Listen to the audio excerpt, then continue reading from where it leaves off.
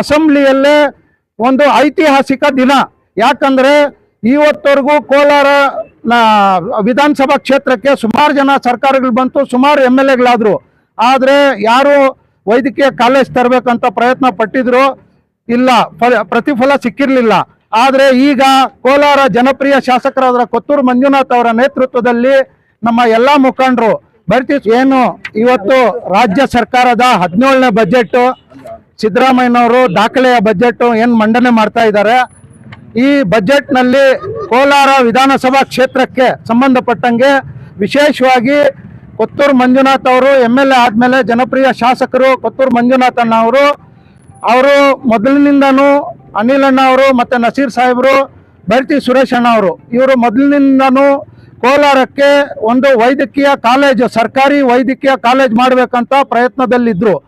ಅದರ ಭಾಗವಾಗಿ 2025ರ ಬಜೆಟ್ನಲ್ಲಿ PPP ಮಾಡೆಲ್ನಲ್ಲಿ ಮಂಜೂರಾಗಿದ್ದ ಮೆಡಿಕಲ್ ಕಾಲೇಜನ್ನು ಸಾರ್ವಜನಿಕರು ಮತ್ತು ಏನು ಶಾಸಕರ ವಿಶೇಷ ಕಾಳಜಿಯಿಂದ ಇಲ್ಲ ಸರ್ಕಾರಿ ಕಾಲೇಜೇ ಬೇಕು ಅಂತ ಹೇಳ್ಬಿಟ್ಟು ಸಿದ್ದರಾಮಯ್ಯನವ್ರ ಹತ್ರ ಮನವಿ ಮಾಡಿದಾಗ, ನಮ್ಮ 4 ಜನ ಮುಖಂಡರು ಹೋಗಿ ಮನವಿ ಮಾಡಿದಾಗ, ಇದರಲ್ಲಿ ವಿಶೇಷವಾಗಿ ನಂಜೇಗೌಡರು ಕೂಡ ನಮ್ಮ ಮಾಲೂರು ಶಾಸಕರು ಅವರು ಕೂಡ ಒತ್ತಡ ಹೇರಿ ಎಲ್ಲ ಶಾಸಕರು ಎಲ್ಲ ಮುಖಂಡರು ಒತ್ತಡ ಹೇಳಿ ನಮ್ಮ ಜನಪ್ರಿಯ ಶಾಸಕರಾದ ಕೊತ್ತೂರು ಮಂಜುನಾಥ್ ಅವರ ನೇತೃತ್ವದಲ್ಲಿ, ಅವರ ಮುಂದಾಳತ್ವದಲ್ಲಿ, ನಸೀರ್ ಅಹಮದ್ ಅವರ ಸಾಹೇಬರ ಮಾರ್ಗದರ್ಶನದಲ್ಲಿ ಮತ್ತು ಅನಿಲ್ ಅಣ್ಣ ಅವರ ವಿಶೇಷವಾಗಿ ಅನಿಲ್ ಅಣ್ಣ ಅವರು ತಂತ್ರ ರೂಪಿಸಿ ಎಲ್ಲರಿಗೂ ಒಗ್ಗೂಡಿಸಿ ಎಲ್ಲರೂ ಸೇರಿ ನಮ್ಮ ಬೈರತಿ ಸುರೇಶ್ ಅಣ್ಣ ನಮಗೆ ಆನೆ ಬಲ, ನಮ್ಮ ಜಿಲ್ಲಾ ಉಸ್ತುವಾರಿ ಸಚಿವರು ನಮ್ಮ CM ಅವರ ಹತ್ರ ನಮ್ಮ ಉಸ್ತುವಾರಿ ಸಚಿವರಾದ ಬೈರತಿ ಸುರೇಶ್ ಅಣ್ಣ ಅವರು ವಿಶೇಷ ಕಾಳಜಿ ವಹಿಸಿ ಇವತ್ತು ಇಡೀ ಕೋಲಾರ ಅಸೆಂಬ್ಲಿಯಲ್ಲೇ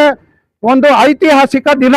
ಯಾಕಂದ್ರೆ ಇವತ್ತವರೆಗೂ ಕೋಲಾರ ವಿಧಾನಸಭಾ ಕ್ಷೇತ್ರಕ್ಕೆ ಸುಮಾರು ಜನ ಸರ್ಕಾರಗಳು ಬಂತು, ಸುಮಾರು MLAಗಳಾದ್ರು.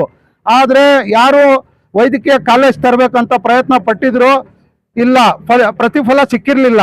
ಆದರೆ ಈಗ ಕೋಲಾರ ಜನಪ್ರಿಯ ಶಾಸಕರಾದ ಕೊತ್ತೂರು ಮಂಜುನಾಥ್ ಅವರ ನೇತೃತ್ವದಲ್ಲಿ ನಮ್ಮ ಎಲ್ಲ ಮುಖಂಡರು ಬೈರತಿ ಸುರೇಶ್ ಅಣ್ಣ, ನಸೀರ್ ಸಾಹೇಬರು ಅವರ ಮಾರ್ಗದರ್ಶನದಲ್ಲಿ, ವಿಶೇಷವಾಗಿ ನಸೀರ್ ಅಹಮದ್ ಸಾಹೇಬರು ಸತತವಾಗಿ CM ಅವ್ರ ಜೊತೆ, ಸಿದ್ದರಾಮಣ್ಣ ಜೊತೆ ರಾಜಕೀಯ ಕಾರ್ಯದರ್ಶಿ ಹುದ್ದೆ ನಿಭಾಯಿಸೋದ್ರ ಜೊತೆಗೆ ಅವ್ರ ಜೊತೆನೇ ಇದ್ದು ಕೋಲಾರ ಅಸೆಂಬ್ಲಿಗೆ ಇದು ಮೆಡಿಕಲ್ ಕಾಲೇಜು ಒಂದು ಐತಿಹಾಸಿಕ ತೀರ್ಮಾನ ಆಗಿದೆ. ಕೋಲಾರ ಜನತೆಗೆ ಹಾಗೂ ಕಾಂಗ್ರೆಸ್ ಕಾರ್ಯಕರ್ತರಲ್ಲಿ ಹುಮ್ಮಸ್ಸು, ಕಾಂಗ್ರೆಸ್ ಮುಖಂಡರಲ್ಲಿ ಒಂದು ಸಂತೋಷದ ವಾತಾವರಣ. ಇವತ್ತು ಜಿಲ್ಲಾ ಕಾಂಗ್ರೆಸ್ ಕಚೇರಿ ಮುಂದ್ಗಡೆ ನಾವು ನಮ್ಮ ನಾಯಕರಾದ ವೈ ಶಿವಣ್ಣ ಅವರ ನೇತೃತ್ವದಲ್ಲಿ ನಾವಿವತ್ತು ಎಲ್ಲ ಸೇರಿ, ಎಲ್ಲ ಕಾಂಗ್ರೆಸ್ ಮುಖಂಡರು ಸೇರಿ ನಾವು ಈ ವಿಶೇಷ ಸಂದರ್ಭವನ್ನು ಆಚರಣೆ ಮಾಡ್ತಾ ಇದ್ದೀವಿ. ಅದ್ರ ಜೊತೆಗೆ ನಮ್ಮ ಅಂಬರೀಷ್ ಇದ್ದಾರೆ, ಫೈರೋಜ್ ಅವರು ಇದ್ದಾರೆ, ಮತ್ತೆ ಮೀಮಣ್ಣ ಇದ್ದಾರೆ, ಸುಮಾರು ಜನ ಮುಖಂಡರಿದ್ದಾರೆ, ಅಮ್ರಣ್ಣ ಇದ್ದಾರೆ, ಯೂತ್ ಕಾಂಗ್ರೆಸ್ ಮುಖಂಡರಿದ್ದಾರೆ, NSY ಮುಖಂಡರಿದ್ದಾರೆ, ಮಹಿಳಾ ಕಾಂಗ್ರೆಸ್ ಮುಖಂಡರಿದ್ದಾರೆ, ಸೈಫ್ ಅವರಿದ್ದಾರೆ, ನಾರಾಯಣ ಸ್ವಾಮಿ ಅವರು, ತಬ್ರೇಜು, ಶಫಿ, ತ್ಯಾಗಣ್ಣ, ಏಜಾಜು, ಚೌಡಪ್ಪ, ನಮ್ಮ ರಾಜೇಶ್, ಕೋಟೆ ರಾಜೇಶ್, ತ್ಯಾಗಣ್ಣ, ಸಂಪತ್ತು, ಸ್ವಾಮಿ, ನಮ್ಮ NSY ಮಾಜಿ ಜಿಲ್ಲಾಧ್ಯಕ್ಷರು ಎಲ್ಲಿದ್ದಾರೆ? ಸ್ವಾಮಿ ಬನ್ನಿ ಸ್ವಾಮಿ ಮುಂದೆ. ಆರೋಹಳ್ಳಿ ರಾಜೇಶ್ ಅವರು ಇದ್ದಾರೆ, ವಿಶೇಷವಾಗಿ ಸಂಪತ್ ಅವರು ಇದ್ದಾರೆ. ಎಲ್ಲ ಅನ್ಯತಾ ಭಾವಿಸಬಾರ್ದು, ಸುಮಾರು ಜನ ಮುಖಂಡರು ಬಂದಿದ್ದಾರೆ, ನಮ್ಮ ಮಹಿಳಾ ಮುಖಂಡರು ಬಂದಿದ್ದಾರೆ ಈ ಕಾರ್ಯಕ್ರಮಕ್ಕೆ. ಮತ್ತೆ ಮಹಿಳಾ ಏನು ವೈದ್ಯಕೀಯ ಕಾಲೇಜು ಮಂಜೂರು ಮಾಡಿರೋದು ಐತಿಹಾಸಿಕ ತೀರ್ಮಾನ ಈ ಬಜೆಟ್ ಅಲ್ಲಿ ಆಗಿರೋದ್ರ ಜೊತೆಗೆ, ಸರ್ಕಾರಿ ವೈದ್ಯಕೀಯ ಕಾಲೇಜ್ ಆಗಿರೋದ್ರ ಜೊತೆಗೆ ನರಸಾಪುರ ಕೈಗಾರಿಕಾ ಪ್ರದೇಶದಲ್ಲಿ ಒಂದು ಠಾಣೆ, ಪೊಲೀಸ್ ಠಾಣೆ ಮಂಜೂರು ಮಾಡಿಸಿದ್ದಾರೆ. ಈ ಕ್ರೆಡಿಟ್ ನಮ್ಮ ಜನಪ್ರಿಯ ಶಾಸಕರಾದ ಕೊತ್ತೂರು ಮಂಜಣ್ಣ ಅವ್ರಿಗೆ, ಮತ್ತೆ ಅನಿಲ್ ಅಣ್ಣ ಅವ್ರಿಗೆ, ನಸೀರ್ ಸಾಹೇಬರು, ನಮ್ಮ ಬೈರತಿ ಸುರೇಶ್ ಅಣ್ಣ ಅವರು ಎಲ್ಲರೂ ಪ್ಲಾನ್ ಮಾಡಿ ಇದು ತಂದಿದ್ದಾರೆ.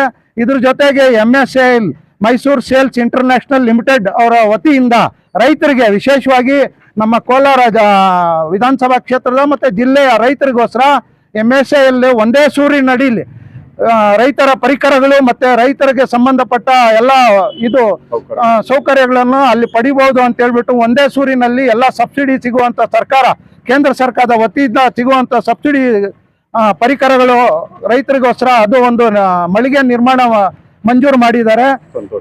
ಇದು ಸಂತೋಷದ ಸುದ್ದಿ. 3 ವಿಶೇಷ ಕಾರ್ಯಕ್ರಮಗಳ ಜೊತೆಗೆ ಇಲ್ಲಿ ನಿಮ್ಮ ಎಲ್ಲರ ಗಮನಕ್ಕೆ ತರ್ತಾ ಇರೋದೇನೆಂದ್ರೆ 3,500 ಕೋಟಿಗಿಂತ ಹೆಚ್ಚು ಅನುದಾನ ತಂದು ದಾಖಲೆ ನಿರ್ಮಿಸಿರುವಂತ ಶಾಸಕರು ಯಾರಾದ್ರೂ ಇದ್ರೆ ಅದು ಸನ್ಮಾನ್ಯ ಕೊತ್ತೂರು ಮಂಜುನಾಥ್ ಅವರು.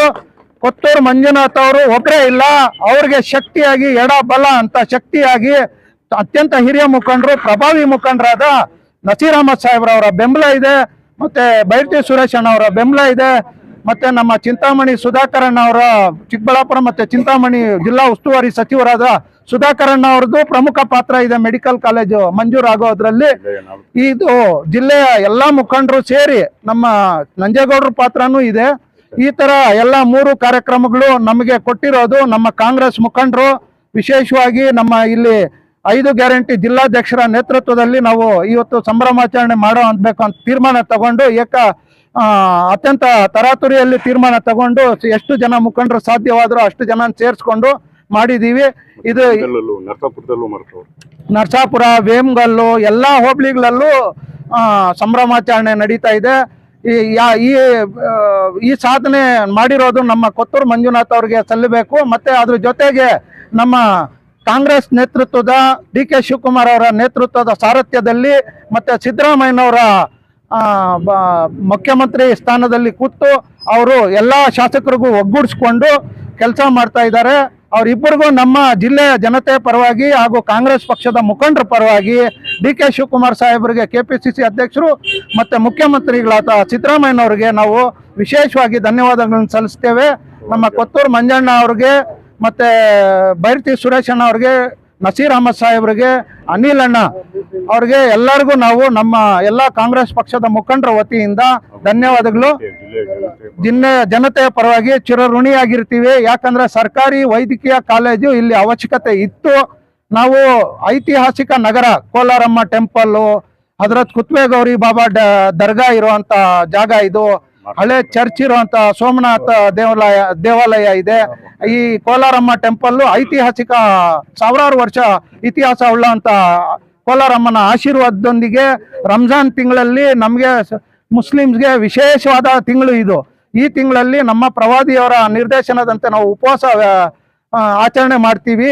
ಈ ತಿಂಗಳಲ್ಲಿ ನಮಗೆ ಈ ಶುಭ ಸುದ್ದಿ ತಂದ 4 ಮುಖಂಡರು ನಮ್ಮ ಮತ್ತೆ ನೇರವಾಗಿ ಪರೋಕ್ಷವಾಗಿ ಬೇರೆ ಬೇರೆ ರೀತಿ ರಮೇಶ್ ಕುಮಾರ್ ಸಾಹೇಬ್ರಾಗಿರ್ಬೋದು, ನಮ್ಮ ಇವರು ನಂಜೇಗೌಡರಾಗಿರ್ಬೋದು, ಇವ್ರಿಗೆಲ್ಲ ನೇರವಾಗಿ ಪರೋಕ್ಷವಾಗಿ ಸಹಕಾರ ಕೊಟ್ಟಿದ್ದಾರೆ.